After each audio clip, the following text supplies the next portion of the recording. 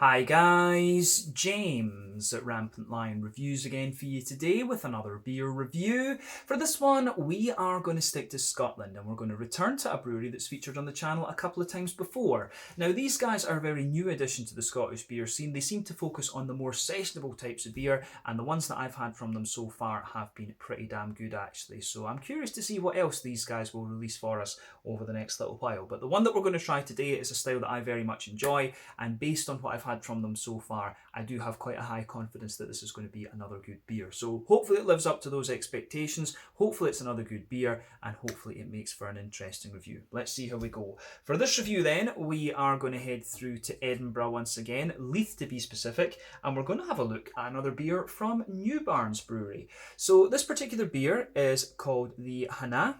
It comes in at 5.5% ABV, and this one is a Helles Lager. So yeah, we've had a couple of lagers from New Barns before, the Oat Lager and the Pilsner, and both of those I thought were very, very nice. They also do a very good pale ale, but in particular I would recommend you try the Oat Lager if you get the chance, because that one is pretty unique. But yeah, Helles Lager, as I said, is a style that I very much enjoy. Basically a blonde lager, but we'll talk about the different types of lager beers a little bit later on, and exactly what the name Hannah means as well. But yeah, curious to see how it turns out, so let's crack on with this review then and see how we go. So as always with my reviews, I'll tell you a little bit about the brewery before we taste the beer. If you want to get straight to the tasting, just fast forward. All the usual links are in the video description below. That's the brewery website, the link to my other reviews that I've done from New Barns Brewery before, and you will definitely see more added to that list in the near future because I do enjoy the beers that these guys do. But there's all the usual social media down there. If you want to see more reviews, do please consider subscribing to the channel. The whole channel, of course, has a geography-based tagging system, so you can go into the homepage and search for beer based on country, city, state, county, province, prefecture, whatever it is you happen to be interested in. Do check out the playlists of beers from different countries. There is one there for all the Scottish beers that I've reviewed for you. That's constantly being added to at the moment because I'm at home in the motherland. And as always, please do get in touch and let me know some of the other beers and breweries that you guys would like to see me review. It's always great to hear from you guys that are watching the videos, and the support that you show the channel is hugely appreciated. So anyway, to tell you a little bit about New Barns Brewery then, on to my brewery notes. So New Barns Brewing was founded back in 2020, so as I say, a very recent addition to the Scottish beer scene, and they're based in Leith, which is the port part of Edinburgh to the kind of northeast of the city. But the four friends behind this brewery are Emma McIntosh, Gordon Mackenzie, Johnny Hamilton and Freddie Bjerkseth, and these guys have quite the brewing pedigree. But Gordon and Emma are a couple, and they moved down to London in England from the east coast of Scotland back in 2012. Now, they hadn't planned on becoming brewers initially, but Gordon actually started working at Siren in 2013, and then Emma started working at Kernel in early 2014. But they'd met Freddie in 2012 just before he began working at Beavertown, where he was a sales accounts manager. But Johnny also worked at Beavertown, and he was in charge of their Tempest project, which was one of their big barrel aging programs. But Gordon also later went on to work at the Kernel Brewery as well. So, as you can see, big brewing pedigree. But after being down there for a few years and having gained a lot of experience, in 2018, Gordon and Emma decided that it was time to return to Scotland, and they'd always wanted to start up their own brewery. But by the following year, Freddie and Johnny had joined them in Edinburgh, and it was time to get started on New Barns Brewery. So they found their premises, they bought all their brewing equipment in, and they got it set up, and they started brewing. And it's gone very, very well for them. But the branding of the beers, which you can't really see on this one, but I'll show you in a second on the back of the can, it's inspired by a bunch of old beer mats from between the 1940s to 1980s, and Emma's dad actually found these at an auction and bought them, and I think he gave them to her as well. But apparently these guys will continue to focus on the more sessionable styles of beer, the lagers and the pale ales and stuff like this, although I would add that they've done a very, very nice imperial stout called Plain Dark Beer, and if you see that one, I would highly recommend that you have a go at that as well. But yeah, their sessional beers are very nice, and it's probably fair to describe these guys as being the kind of Scottish version of the Kernel, I guess you could say. Although yeah, they do session beers that are equally as good as the ones that you'll find from Kernel Brewery in London. So yeah, definitely cool to have a brewery like this in Scotland that is focusing on the more sessionable kind of beers again, because, you know, you've got Williams Brothers, who are a little bit more kind of traditional in their approach, and these guys are doing the sort of more American style sessionable beers, I guess you could say, but they do their lagers in a very German, Czech kind of style as well. But as of October 2021, when I'm filming this review for you, these guys have produced around 40 different kinds of beer, and I'm sure there will be more to follow. But yeah, that is all I can really tell you about New Barns Brewery for the moment. If you want to learn more about these guys, you can check out the brewery website, you can follow them on Facebook and Instagram to keep up to date with all the latest goings on, and you can check out the Rate Beer, Untapped and Beer Advocate pages to learn a little bit more about all the different beers that these guys have done. So yeah, that is it for your history section in this video. So before we open up the beer, let's just take a little look at the artwork on this one. As you can see, it is a little bit different to what we've had from New Barns Brewing before. We haven't had one that is quite like this, but as you can see on the back, there is the New Barns Brewery symbol. I think that's in quite close there, which is good. Brewers of Leith, and it also has this little thing in the bottom here, 100% Hannah barley. So just to tell you about the name of this, Hannah barley comes from Moravia, which is the eastern part of what is now the Czech Republic, and apparently this is a type of barley that was used to make Pilsner malt back in the 19th century. And of course, Pilsner Urquell, if you know, comes from Pilsen, although I believe that is Bohemia rather than Moravia, but do correct me on that if I'm wrong. But yeah, Czech Republic has Bohemia in the west and Moravia in the east. So yeah, this Hannah malt is quite popular in the Czech Republic for use in lager brewing, because remember, it's Germany and Czech Republic who are the big lager countries, and I guess you can count Austria in that as well. But yeah, that is where the name of this one comes from. But it's a Helles lager, of course, so remember, there are a few beers that we should talk about, a few beer styles that we should talk about when it comes to this.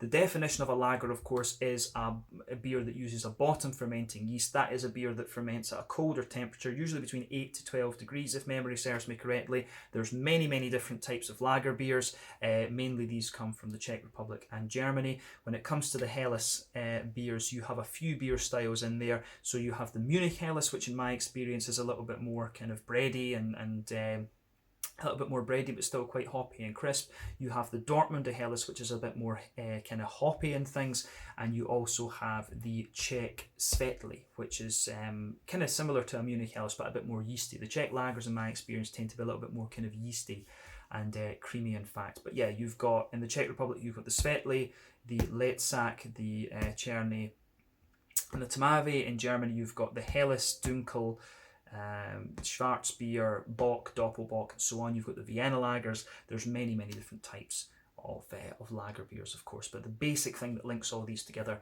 is a cold temperature fermentation, bottom fermenting yeast, 8 to 12 degrees Celsius fermentation normally. So yeah, Helles lager, this one. Although I'm surprised, yeah, I guess maybe they've gone with the German name, because that's, calling it a Helles lager is a bit more recognizable than calling it a Czech Svetli, I guess. So that is something. It could, I don't know if I'm pronouncing it wrong, Svetli or Svetli, but yeah, that's probably why they've done that, I would guess.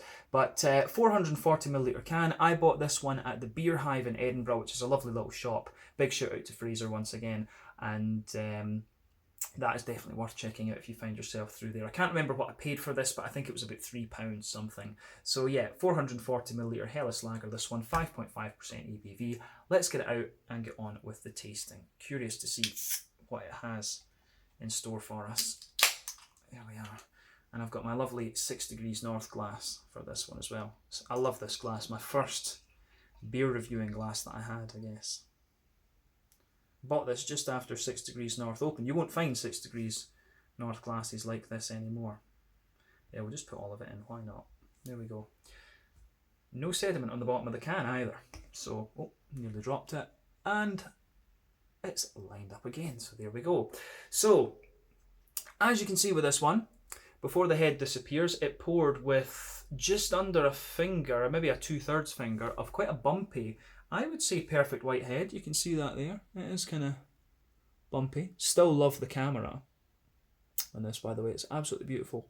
But you can see that lovely kind of bumpy head there, and that is just fading away to be not a lot. But as you can see, it's got a lovely kind of hazy Very lightly hazy golden colour to it. One or two big bubbles sticking to the side of the glass, but not a lot. And otherwise, not so much carbonation actually visible in this one, but you can see, if I put my hand behind the glass as we found in the other video, you can see that this one is a lovely, very bright yellow colour. And this is exactly what you would expect of a Dortmunder, Munich Helles, or indeed a Czech Svetli blonde lager.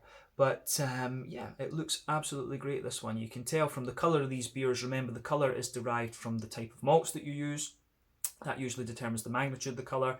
The length of your wort boil is also going to play a role as well. The longer you boil the wort, the more the sugars caramelise, and thus you get a darker colour of beer.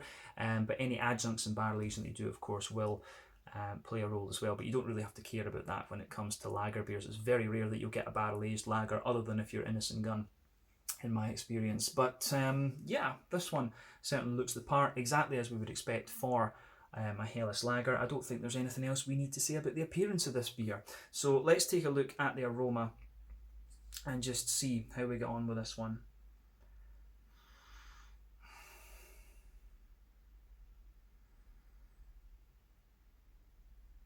Yeah, I'm going to say straight away, this one smells pretty damn authentic. And as I've explained to you in other lager reviews, this is what I want when it comes to lager beers. I want them to taste like the ones that you would get in the Czech Republic or Germany or Austria or wherever. That's what I want, is authenticity from them. Although you can get some nice more kind of modern takes on the lagers, but this one is definitely one of the most authentic ones I've come across. But having had some beers from New Barns before, I'm really not surprised, to be quite honest with you. Yeah. You could tell me this was German or Czech, and I'd believe you. Now I'm going to say straight away, it does have a little bit of the more kind of crisp characters that you'd expect of a German lager than a Czech one. Although in fairness, when I think about Pilsner Urquell, I do wonder about the validity of that statement. But anyway, first thing, just a quick overview of the beer would be that it's got a nice kind of smooth but quite crisp backbone to it. And if this Hanna malt is used for Pilsners, then that would make sense. But yeah, it's got a lovely bit of smoothness and sweetness to the malt base, a bit of crispness in there as well, smooth hoppy characteristics, and you also have a nice little bit of a kind of a wee bit of hoppy crispness in there, and some nice juicy fruity notes. So I really like how this beer goes about its business. It gets a thumbs up from me in that regard. So yeah, awesome stuff on the aroma. But let's break it down a bit further. So in the malt base, you can definitely smell there's a lovely kind of soft but smooth white bready backbone to this. You get a wee bit of the bread crust coming out of the beer, no question in my mind about that. So you can feel that at the back. You've got a lovely smooth white bready character on top of that. Maybe one or two little woody notes in it for sure. But yeah, there is a little bit of a kind of, I do get a wee bit of biscuity character out of this one. So yeah,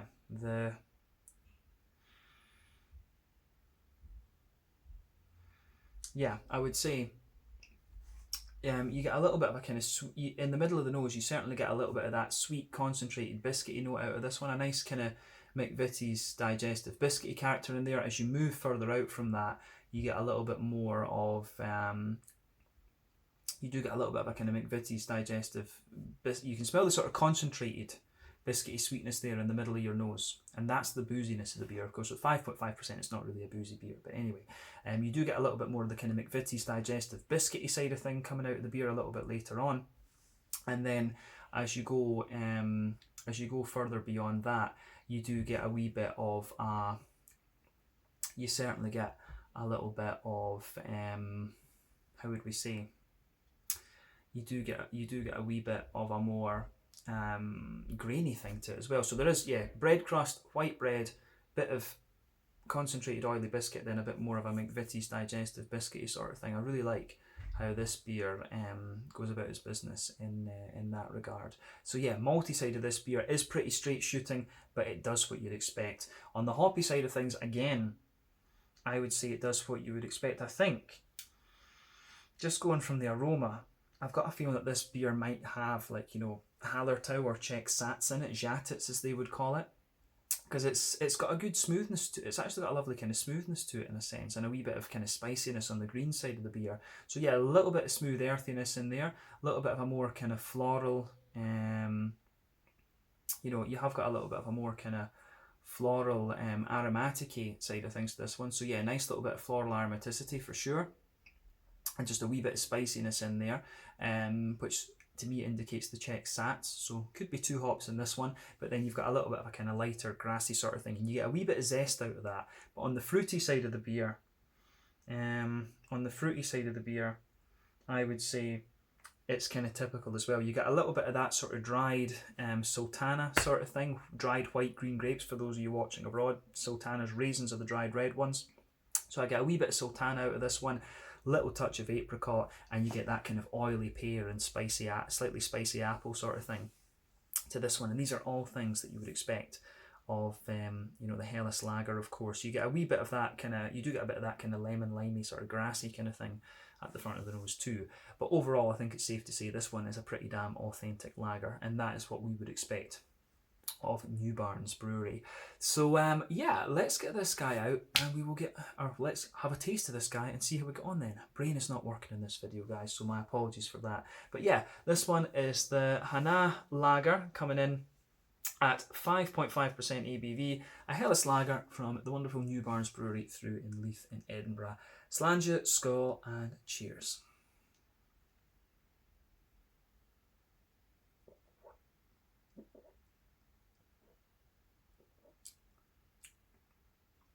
Ooh. I'm going to say straight away, that's a lovely lager beer, but it's very slick. It really has a lovely kind of slickness in the malt base when you take it in. I like that.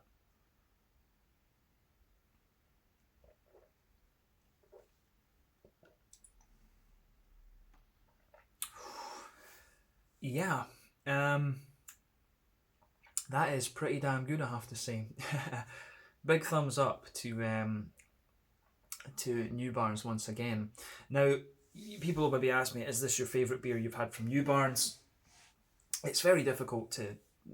The beers that I've had, they're all quite similar, and I've said this with other breweries as well. When they brew a lot of beers that are the similar style, it's very difficult to pick a favourite, but all you can ask is that each beer is good quality, and this one certainly is. But this, from memory, this is one of the more oily lagers, I think, and more slick lagers that we've had from New Barns so far. So yeah.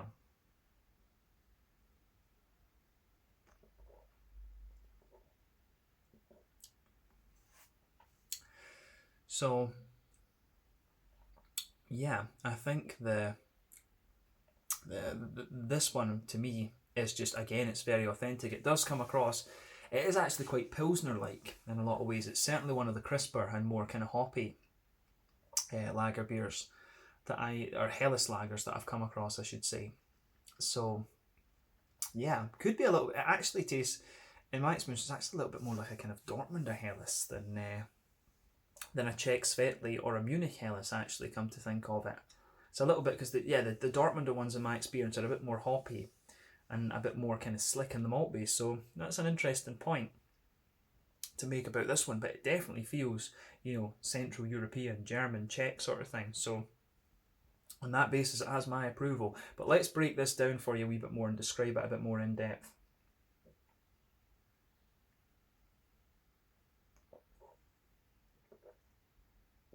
So,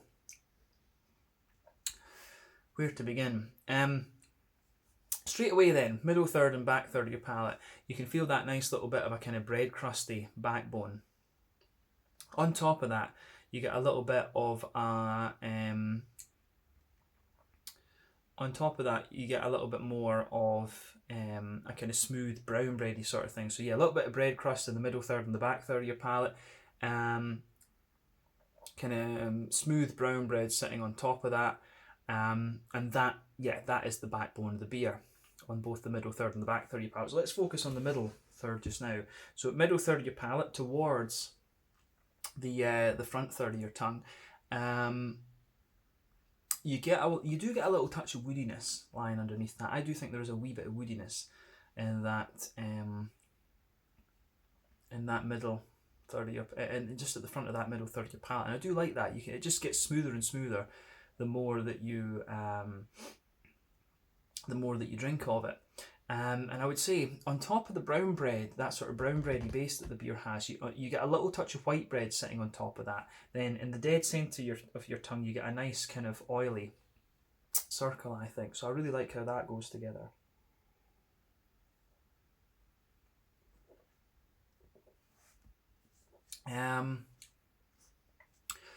On the, as we say, on the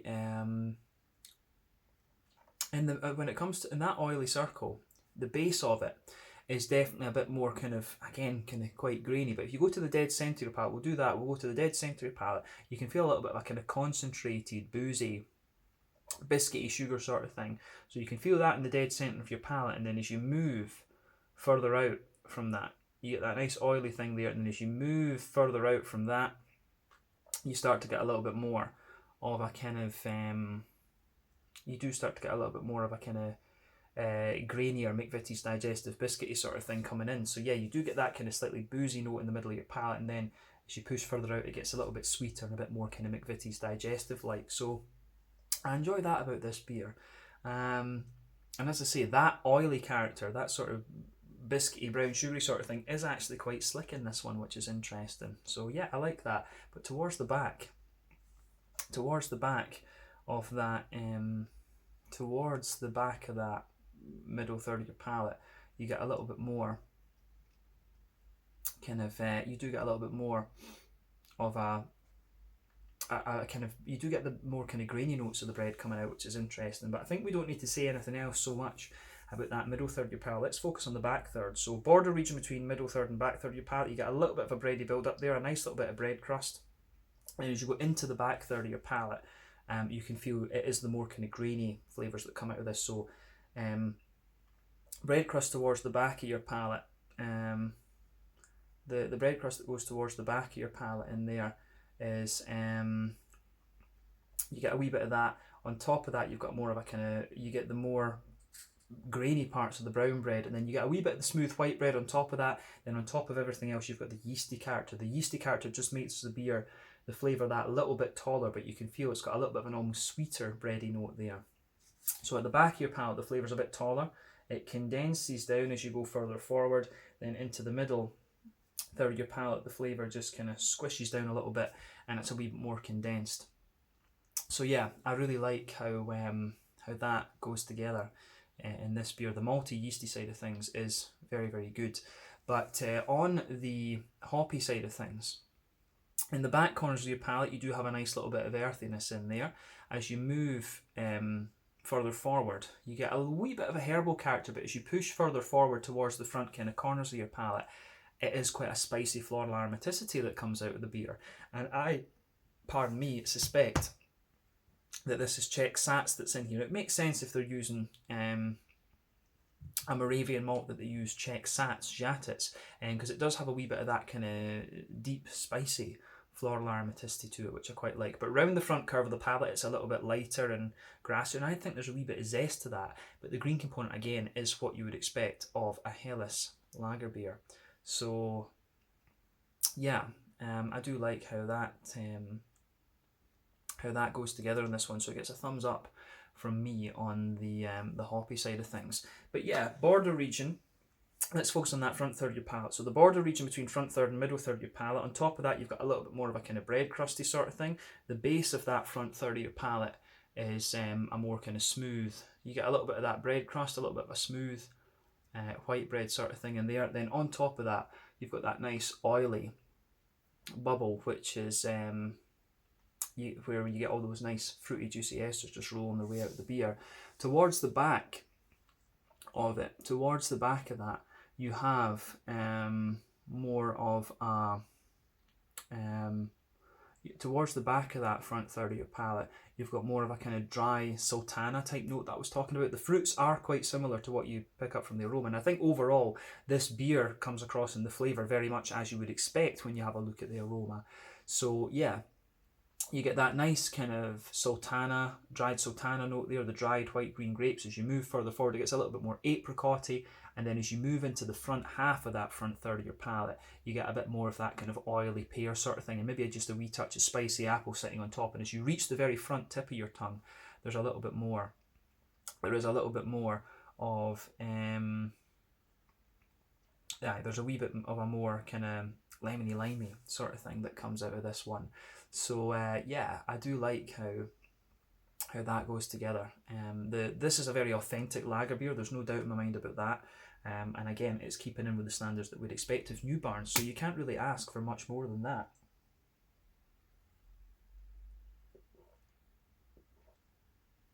And it's certainly quite interesting to get familiar with this Hannah malt, actually. So yeah, because this one, it really feels very, very slick actually, and it's very similar to a Dortmunder Helles in my experience. I do need to get over to Dortmund and try a few more of the kind of regular, the readily available Dortmunder Helles, I guess I could say. That's what I need to do. But yeah, this is a lovely beer, and it gets a big thumbs up from me. I think we've said everything we really need to about the flavour of this, so we can round off the review there. So yeah, once again, thank you for watching my beer reviews. Until the next time, please like, subscribe, share, all the usual YouTube stuff.